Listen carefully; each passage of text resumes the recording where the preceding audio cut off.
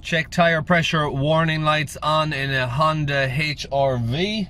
This is a 2018 model, and in this video I'm going to show you how to reset that now.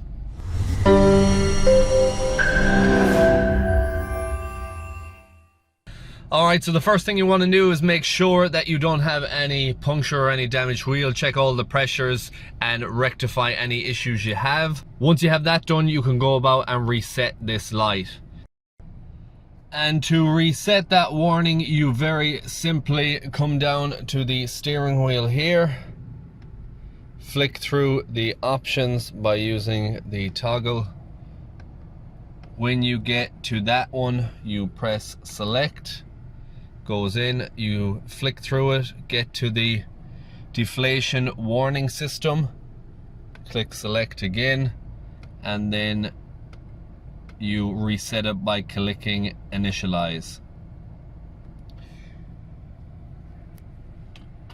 Turn it off, turn it back on again.